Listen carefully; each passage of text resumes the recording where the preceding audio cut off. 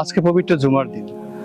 সারা সপ্তাহের ব্যস্ততার মাঝে এই দিনটি যেন আমাদেরকে একটু থামিয়ে দেয়, নিজের দিকে তাকানোর, আল্লাহ তাআলার স্মরণ করার এবং তার দিকে ফিরে আসার একটু সুযোগ করে দেয়।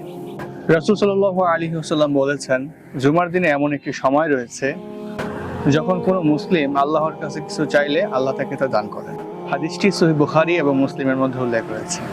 তাই আজকের দিনে শুধুমাত্র জুমার নামাজ আদায়ের পরে এটা মনে না করা যে আমাদের দায়িত্ব শেষ হয়ে গেছে। জুমার নামাজের পর আমরা যেটা করতে পারি, একটু নিরিবিলিতে বসতে পারি, নিজের জন্য একটু দোয়া করতে পারি, আত্মীয় স্বজন যারা দুনিয়া থেকে চলে গেছেন তাদের জন্য একটু দোয়া করতে পারি, বিশেষ করে নিজের পিতা মাতার জন্য বিশেষ করে দোয়া করা। এছাড়া আপনার প্রিয় মানুষ যারা রয়েছেন তাদের জন্য দোয়া করা। আর যেসব দোয়া অনেক দিন যাবৎ হৃদয়ের মধ্যে জমা হয়ে রয়েছে সেগুলো আল্লাহ তাআলার কাছে আজ তুলে ধরা। হয়তো আপনি জানেন না আপনার এতগুলো দোয়ার মধ্য থেকে কোন দোয়াটা আল্লাহ তাআলার কাছে পৌঁছে যাবে। তাই আজকের যে জুমাটা যাচ্ছে অন্য জুমার হিসেবে পার করে দিবেন না।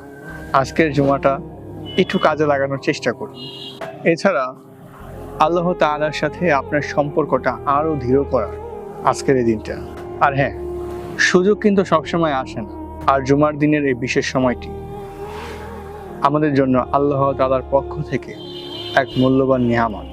তাই এই দিনটাকে কাজে লাগিয়ে আমরা বেশি বেশি জিকির করব, আল্লাহ তাআলাকে স্মরণ করব এবং তার দিকে ফিরে আসার সম্পূর্ণ চেষ্টা করব ইনশাআল্লাহ। আসসালামু আলাইকুম ওয়া রাহমাতুল্লাহি ওয়া বারাকাতুহু।